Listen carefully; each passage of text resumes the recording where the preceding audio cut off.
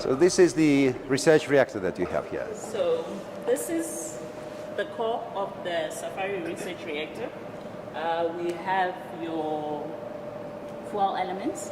We also have your, basically this is how the core is structured, and we have the beam lines. The beam lines are mostly used for research. We do neutron activation analysis. We also do neutron radiography. And we also then do your silicon neutron doping. What is this? So this is a silicon ingot. It's a crystal.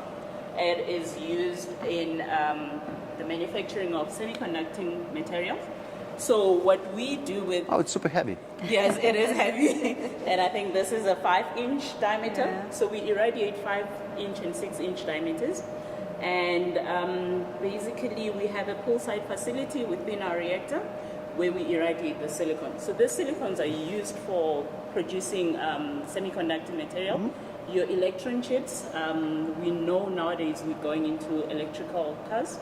So silicon, doped silicon, neutron doped silicon is playing a huge role in those markets.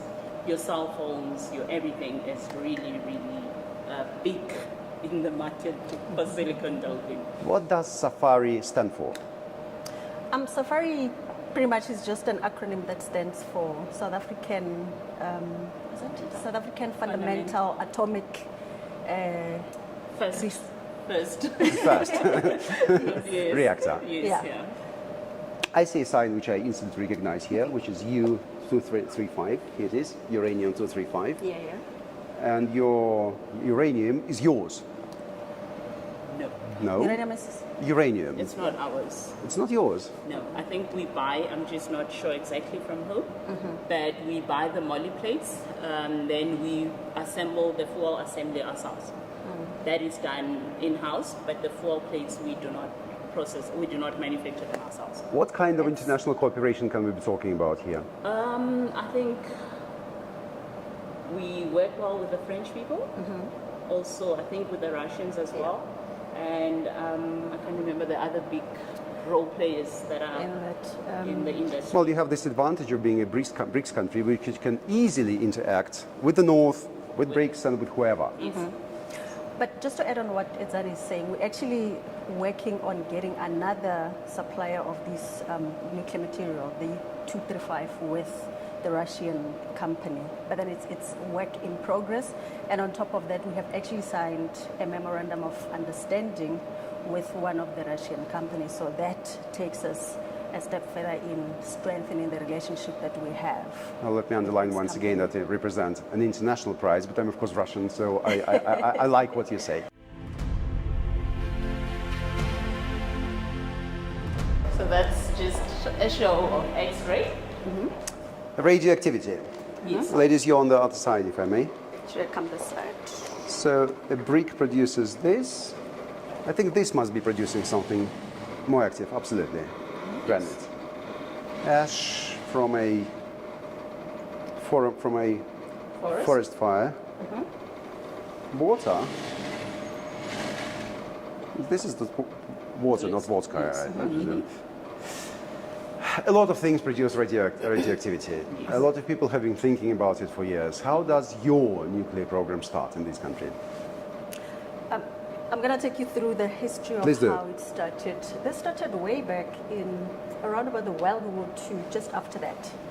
So the government of then, they started forming a research committee that looked at the uranium itself.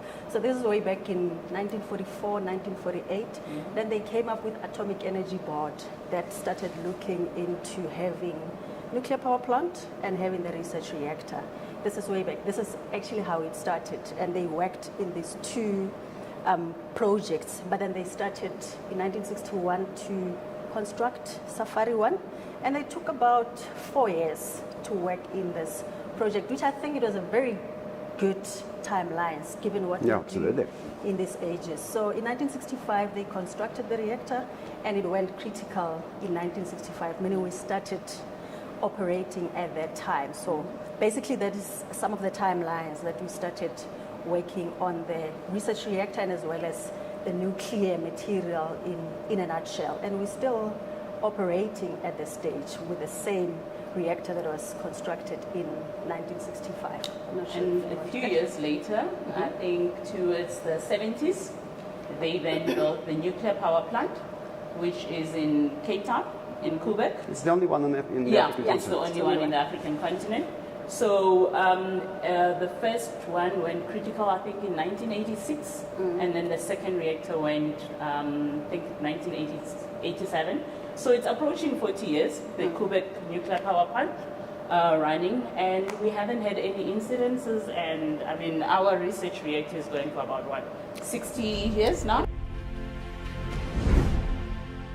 What isotopes do you produce in particular? So we have the major isotope that we produce here.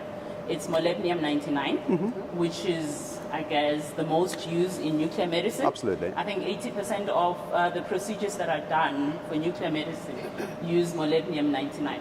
So what we have here is NTP, which is our subsidiary company that does the production and the processing of the isotopes that we produce here, so that they can be able to be shipped to the different markets that are out there. So we have molybdenum-99. We also have iodine-131 that is research reactor produced.